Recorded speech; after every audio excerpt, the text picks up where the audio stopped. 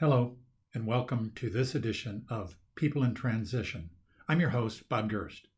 I've been hiring, firing, and mentoring executives, frontline employees, interns, and job seekers in companies around the world through a host of transitions, some difficult, but most very good. I work with people in Hong Kong, India, Australia, and across the United States. What sets them apart? A lot, but there's more they have in common. And one of those commonalities is transition is a part of life. This experience has given me a bird's eye view on a variety of trends, economies, industry disruptors, and transitions that are big and small. It also brought me into contact with the thought leaders and decision makers you need to meet, the people who can make the difference that matters to you right now. Imagine knowing exactly what to do next and how to know it's time to make your big change. The insight track you're going to access during our future episodes is better than a crystal ball. It's the exact information you need to take that next step. Whether you're a new grad applying for your first professional job, someone looking to transition your work experience into a promotion, launching your own company, or maybe even starting to plan your retirement, you're in transition, and this series is for you. We all know transition can be scary, but it doesn't have to be. And it's even fun when you have VIP access to the future you want. Are you tired of the uncertainty of being passed up? We'll share with you the tools and skills that can take your dreams to the front of the line. So, if change is on your horizon, or maybe just the thought of change, you won't want to miss this discussion. It could be the exact edge you need to turn transition into an amazing opportunity. Scott Singer, thank you so much for being a part of People in Transition. I'm really looking forward to today's recording. Thank you. Happy to be here. Scott, when you were younger, what did you want to be when you grew up? Oh, interesting question. I didn't settle on things for a long time, and I was kind of a nightmare when I got to college. I was undeclared for 3 years. But, I started out wanting to be a writer, novelist, that type of thing. I realized while I was in college, I had to actually make a living. So I started taking some journalism classes, worked as a journalist for a little while, really discovered I didn't enjoy it, which was kind of a surprise to me. But, chasing after the news can be kind of a grind. Ended up going back to business school, ended up going into recruiting, did that for almost 20 years. Then I had, when I was in my mid 40s, the question of what I want to be when I grow up. Moved over to eventually to the resume writing, career coaching area. So, I'm on career number 3, I think, at this point. Really an interesting background, and you've obviously experienced a number of transitions yourself. So if we could, let's first talk about resumes. Scott, if you could make 2 suggestions to help people make their resumes better, what would those 2 suggestions be? Great question. I think the first thing is make sure that it looks decent. I'm not saying that you have to have something that's going to be hanging in the Louvre, but you want to make sure that it's well formatted and it's attractive and it's been spell checked and looks good. But I think the other thing and the more important thing is when you're building a resume, really focus on your achievements. A lot of people tend to focus on describing what they did for a living, what were their job duties, sometimes actually just going so far as to copy and paste their job description. And it's much stronger and much more compelling and tells an employer what you can do for them if you really detail out your achievements. Measurably is preferred, but sometimes they can be binary. In other words, I improved this process, I made things better, but really it's all about making sure that you're demonstrating you left things in better shape than when you came. I've always heard, Scott, that numbers are a good idea on resumes. What's your thoughts on that? They can be. It really depends on what you're going after. When you're dealing in a corporate setting where your work can affect the profit and loss, maybe not directly, but indirectly, or if you're in sales, it does affect it directly. The more that you can use numbers to say that you increased revenues by X%, that you decreased costs by Y%, that you were able to build and develop a client base of X number of clients, those are certainly helpful. But keep in mind, not everybody's job is like that. You've got people who, for example, are psychotherapists. Maybe they're a mental health worker. And in that case, It's more important to be able to detail the types of clients you've worked with, the unique types of cases you've had, and the process that you've been able to build. Scott, 1 page or 5 pages of a resume? What's your coaching? If you're a recent graduate of a master's or a bachelor's degree, 1 page is absolutely appropriate. And in fact, the Career Center is not going to take your resume unless it is 1 page. But if you've got a few years of experience under your belt, it's certainly appropriate to do 2 pages. I don't want to get into the whole topic of CVs, like academics where they're a professor. Those can go on. My wife is she's a business editor, and she did some work with a university dean and worked on his CV and helped him, and it was 45 pages, which is kind of amazing if you think about it. But if you're looking for a professional job in a corporate setting, 2 pages is probably as long as you should go unless you have special dispensation. What's important about the key words that you have in your resume? Great question. As employers are trying to automate more and more of the process, what's happening is that they're using their applicant tracking systems to do the initial sort for resumes. So try to think of it this way. They're basically using a similar version of Google to go through, compare the job description against the resumes and give everyone a score. So if you are applying to a job, and let's say that it's for a financial analyst, it's important to go through the job description, look at some of the terminology that they're using. What are some of the tasks? Maybe it's financial planning and analysis. Maybe it's strategic analysis, modeling. If you see these types of keywords in the job description, there's a good chance that it's going to score you higher if it's in your resume. So making sure that you touch on some of those keywords is essential in terms of ranking higher when a recruiter does review resumes. Scott, why do outplacement coaches say that you should go beyond relying solely with online applications? What does that mean, and what does that mean that you should do? Well, the outplacement coaches are right. And let me put this in terms of numbers. I think this can help.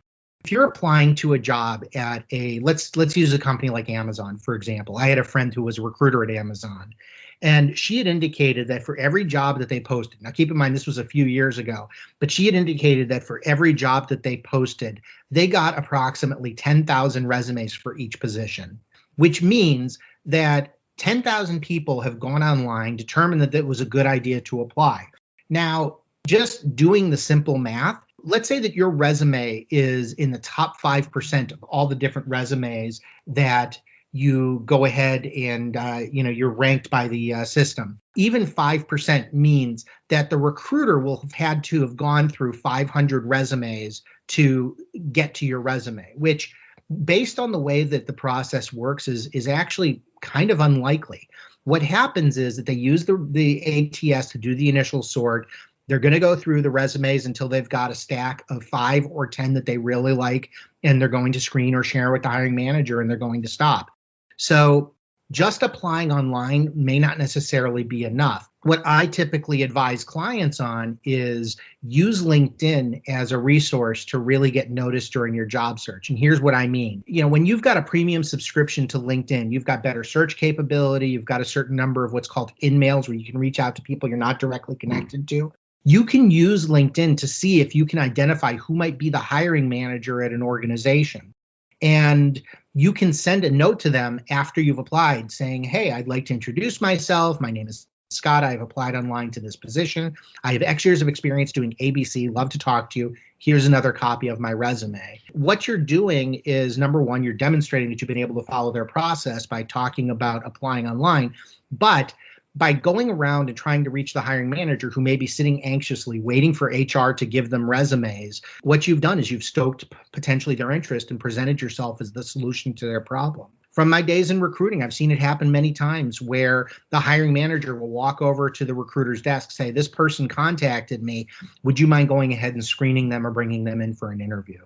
So not just relying on applying online is a very important thing to consider. So that kind of follows along my experiences that people hire people that they know and they like. And so you're being able to establish an advocate for yourself in that company that you might be interested in is a real plus. Any tips, techniques to help you establish that advocate inside?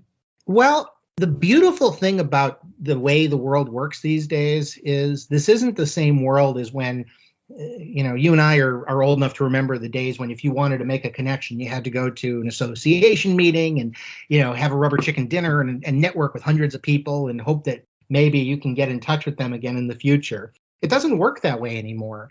Right now, it's much more transactional. Employers and companies are much more focused on filling jobs quickly, and people are much more mobile. I think these days, you'd probably know better than I would, but the statistic I saw most recently is that people are staying in jobs for 2 years, whereas it used to be 4, 5, 7 years. People are taking a much more transactional approach to it.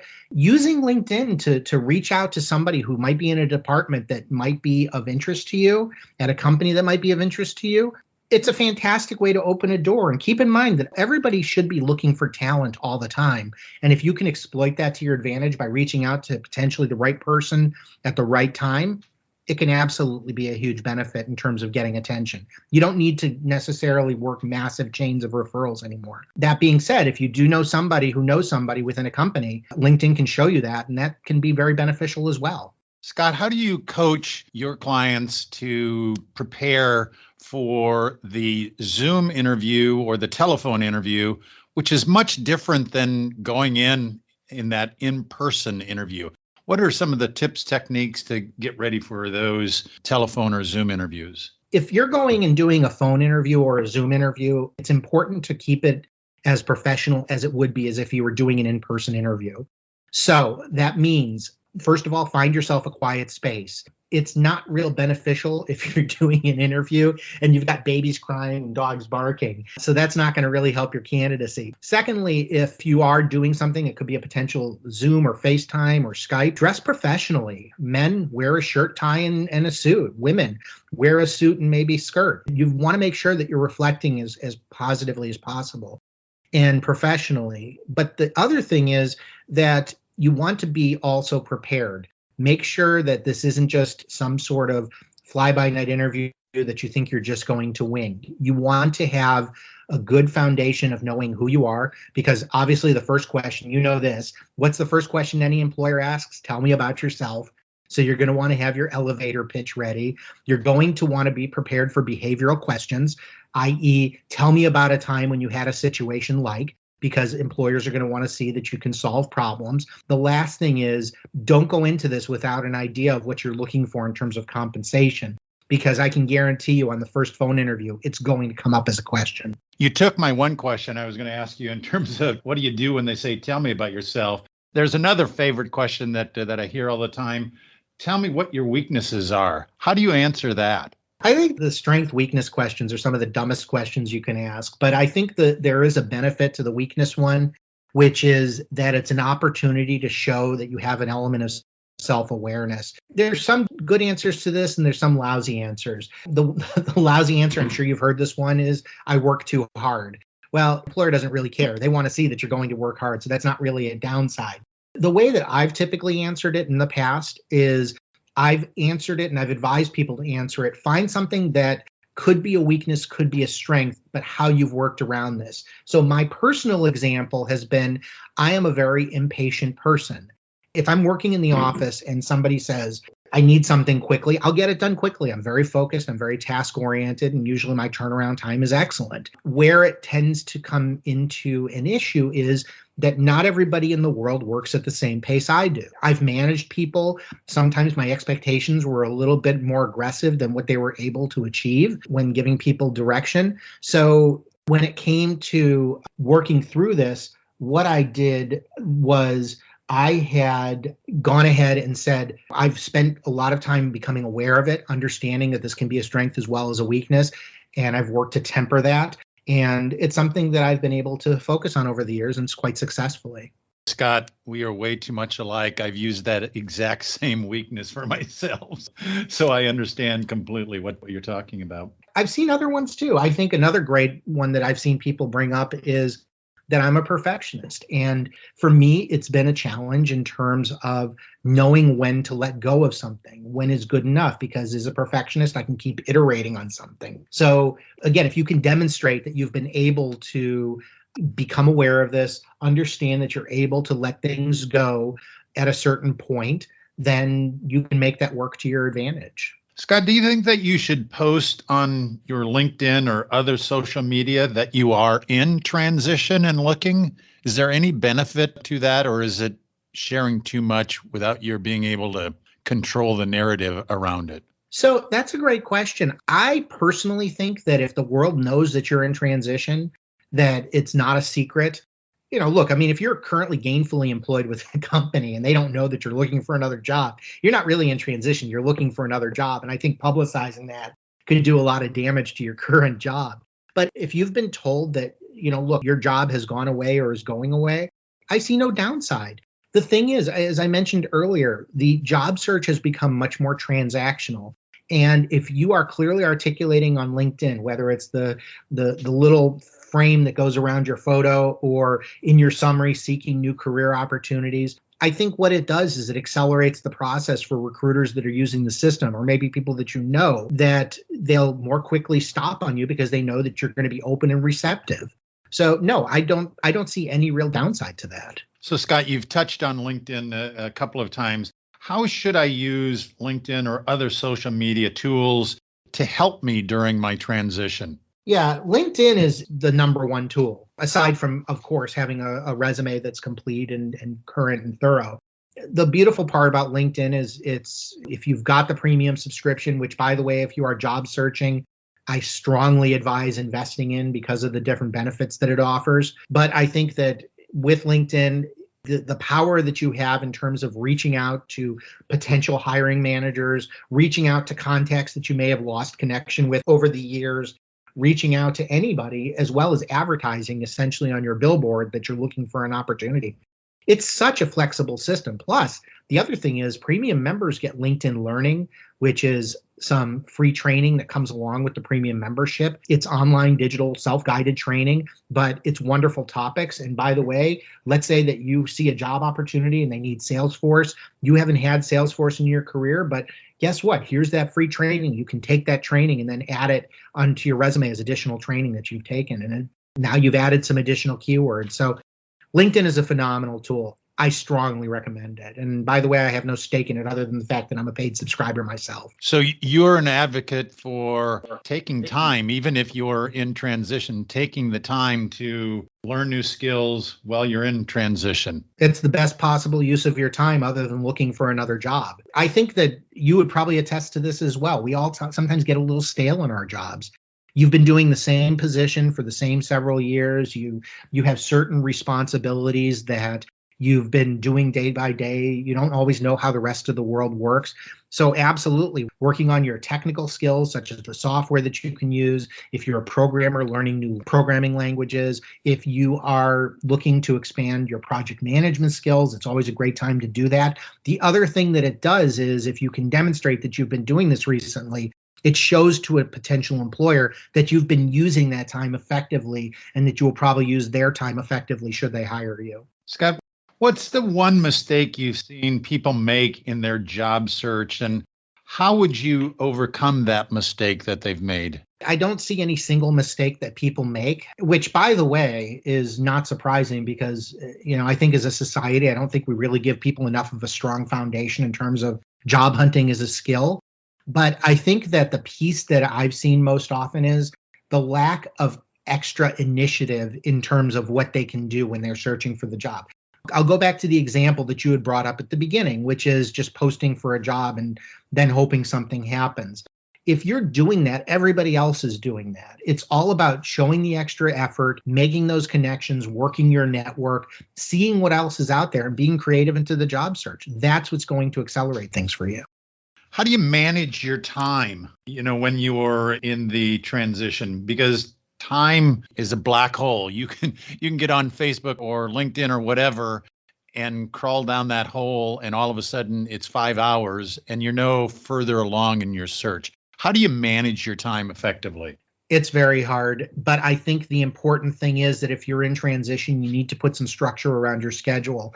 Otherwise, it's going to be real easy to slip away and play Xbox games all day or going out to eat or whatever. What I've typically advised people to do is schedule a block of time during your day, not necessarily the whole day, but maybe 3 to 4 hours that you are spending your time applying to jobs, reaching out to connections, responding to employer inquiries, doing all of those different activities. And then the rest of the time that you have during the day, that's a wonderful time to go out and do catch-up lunches with people you haven't spoken to in a while, people that you've worked with in the past, that even if it's just to get your name front of mind, but going out to lunch with them, having a conversation with them, talking to them about what's up, I think that's probably the best way that you can use your time. Scott, we've talked about being in person or being online, Zoom, telephone.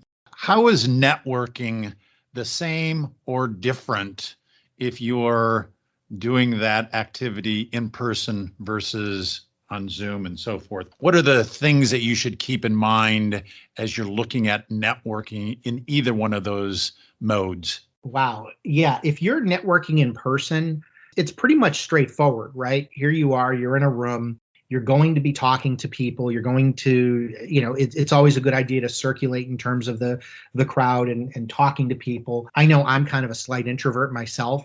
I don't love that part of it. So when I go to these events, I have to work at it, go and talk to folks. When you're on a Zoom networking event, and those are becoming much more prominent, what I've seen is that they tend to be much more structured.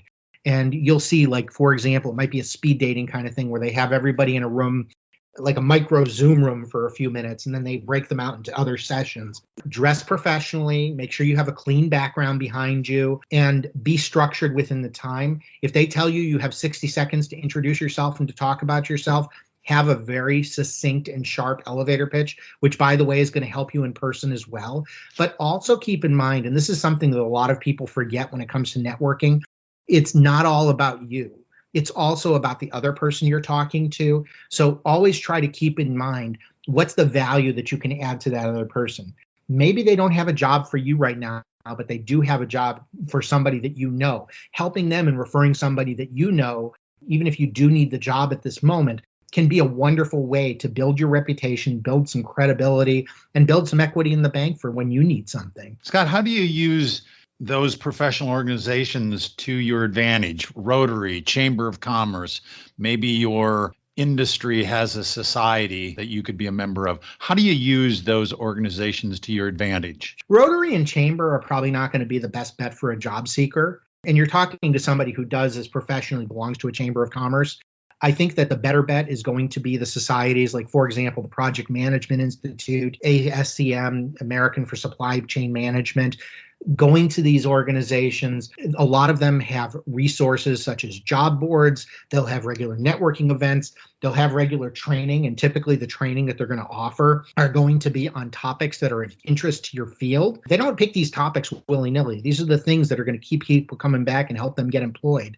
So if you're a project manager and your skills are a little bit weak on Agile, for example, and you see they're doing an Agile course, by all means, you should be partaking in that and then getting to know other people who are in this course, because they may have needs for your skill set as well. Scott, how do you coach your clients? What are the 2 or 3 things that you suggest that they look at to help deal with the stress of being unemployed? And as you said, our skill set is not looking for a job. And so when you are doing that, it's oftentimes very stressful. What do you suggest to them? Yeah, I think that first of all, it's important to get yourself into a routine.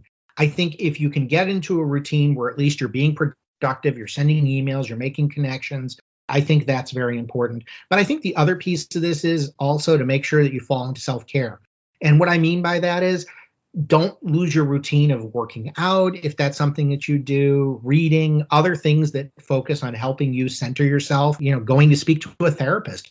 There's no shame in that. That's a wonderful thing. And sometimes they can come up with some great ways for you to help view your situation, especially if you left in a very difficult or awkward transition situation. And I think the last thing is, remember that this is not personal. Try to really remember that no matter what's happening during the job search, during all these interviews, rejection is going to be a part of this, and that's going to affect your ego. There's no question about it. We're all human. So as long as you can internalize that it's in practice, remembering that it's not personal, that's going to be very helpful as well. I tell my clients, when they're in transition, that's the time to sleep better, eat better, drink less, work out more. And that all means being kind to yourself. Scott, have you heard about a job search action plan? And kind of what is that? How should a person who's looking for a job use one of those? Well, the job search action plan is more of just a general approach, and it's more of making yourself accountable. Sometimes if you write things down and you keep them documented and you refer to them day by day, it's going to keep you more accountable on the job search. So the action plan should include applying on certain job boards, following up with certain number of employers, reaching out to your network of people that you had worked with in the past or other network, reaching out to other people that maybe you don't know that might have something in common, looking for informational interviews. But it's really about making sure that you're documenting and keeping yourself accountable, so you're keeping yourself on a schedule and keeping the train moving forward. You talk about personal accountability. Should you enlist someone else to be your accountability partner? If that's what motivates you, absolutely. Many of us have spouses or significant others that can help us with that. I think that it's also important that if you do that, you can't take it personally if the person is trying to keep you accountable. I don't know about you, but I sometimes don't always take feedback in the best way. And I've had situations where I've asked my wife to keep me accountable and she's told me, hey, you haven't done this yet. And I've gotten upset about it. Well, part of my job is to make sure that I don't get upset with her about that. But if you're going to get someone involved to help keep you accountable, you better make sure that you return the favor and do it in a way that's going to be responsible. Scott, ageism and many other isms are alive and well in the recruiting world. How do you deal with that in your job search? Ageism sucks. It's very real, but it's also kind of nebulous. You know, it's one of those things I've heard some people say, oh, it's not real. It doesn't really exist. Well, but it does. You know, ageism can come just in the simple fact that employers want to pay somebody less to do the job rather than somebody who's gotten 2% raises every year for the past several years. And you could find yourself out. So I think there's a couple of things that I advise people on when it comes to dealing with ageism. First of all, make sure your presentation is modern. And that means going to get a modern haircut. Yeah, I know you've loved that haircut that you've had since 1988, but maybe it's not in style anymore. You know, also go to Macy's, get yourself what's a current suit. You know, is it 2 buttons or 3 buttons? What's the fabric that people are using? What's the cut? Make sure that you're dealing with things that are certain current. But I think there's 2 other pieces as well. Number one, you want to make sure that you're demonstrating a great deal of energy. One of the preconceived notions that people have about older workers is they can't keep up, they tend to operate slower, which isn't necessarily true. And if you're demonstrating that you're energetic and that you're engaged and you're smiling and you're personable, it's going to be able to dismiss that doubt. And I think the other thing is that people are concerned that you don't have the current skills that are required. And again, this is where the always be training part comes in. So number 2, do that training. See what employers are looking for. Get your current skill. If you're a programmer and you grew up on COBOL, there's a very small audience for that. Maybe it's time to start looking at Visual Basic, C++, Java, these other languages that employers are using more currently. Scott, any other books or other resources that you would recommend to someone who's going through their own personal transition? This is kind of a non-traditional recommendation, but the book that I would recommend is Getting to Yes. And it's by the authors Uri and Fry. And it's not a book about job hunting. It's a book about negotiation. The reason that I recommend that is what it does is it really helps people understand how to really deal with the person who's across the table from you better, trying to understand what they're looking for and what they need and how you can get what you want. So that can help in terms of looking at the job, defining what the job is, understanding how you can sell and present yourself, but also, of course, when it comes to the salary negotiation, understanding how to deal with the negotiation in a way that's going to be a win-win as opposed to leaving poor feelings. That makes me think, when do you bring up the dollar amount for the position that you're interviewing for? I'm going to give you a multi-layered answer to that. For the case, most of us, you don't bring it up. You wait for the employer to bring it up. And if they bring it up, you try to deflect and focus more on the job opportunity and the opportunity for growth rather than the focus on the salary. Now, of course, no employer is going to settle for that. So if they ask you what you're looking for, where you've been, give them a very broad range of total compensation of what are the opportunities that you're looking at. Where I say it's kind of a multi-layered is, if you're a computer programmer or a technologist, sometimes they tend to go right around that. A lot of the computer programmers and engineers aren't necessarily known for the interpersonal side of things. They're more known for the technical. So I've seen people who are computer programmers get a call, hey, we've got this opportunity. And the first question that they ask is, what does the job pay? I wouldn't recommend that to my clients. I think it's a terrible way to start it. But if it works for you and you know your skills are in demand, I guess you can get away with that. Scott, if our listeners remember only 3 things as they go through their own transition, what are those 3 things that you want them to remember to be successful in their job search? Number one, I had addressed this earlier. Remember, this isn't personal.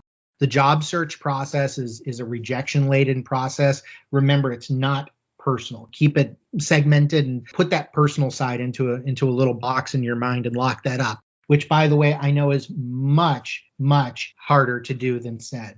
Number 2 is really explore many different avenues when you're applying for the jobs. Don't just post and pray. Reach out to people, work your network, reach out to people that may be potential hiring managers, be creative, go to job fairs, keep things moving along. Number 3, I would advise people to keep it professional. In this day and age where we've gotten much more casual, people have been used to working from home. It's great to be able to go to work in pajamas and a t-shirt, but it's important that you still dress up, wear a suit, men and women alike, when you're applying to these opportunities. And get out there and really be professional. Keep all of your interactions professional. Really keep the polish on. Don't get too casual in this job search, because I can assure you, even if the person across the table from you does get casual, they will judge you if you are. Scott, you can tell your many, many years of recruiting, your advice, your tips and techniques were just spot on. And I know that this is going to be helpful to our listeners. Thank you for your time today and your input. I really appreciate it. Thank you very much. I really appreciate you having me on, and thank you. Thank you for listening to today's podcast. We're working in unprecedented times as the world responds to the recent COVID-19 crisis. The fact is that even those who are not in transition understand it could be right around the corner, next month or a year from now. The purpose of these episodes are to give listeners support and the critical tools to adjust with the winds, wherever they come. I'll continue to introduce you to guests who have successfully, perhaps gracefully or without too many battle scars, survived their own obstacle courses, and can share useful information on how to steady your ship or your world in this uncertainty. If today's message was helpful to you, please share it on social media. If you have any questions or podcast ideas for future conversations, reach out to me on LinkedIn. I appreciate your time you're investing in sharing these important conversations with me, my guests, and others who are going through life transition. Transitions between jobs, life stages, new entrepreneurial ventures, or whatever life brings. Change is constant. The more prepared you are for it, the better and easier the change will occur. Thank you again. This is your host, Bob Gerst. See you at our next episode of People in Transition.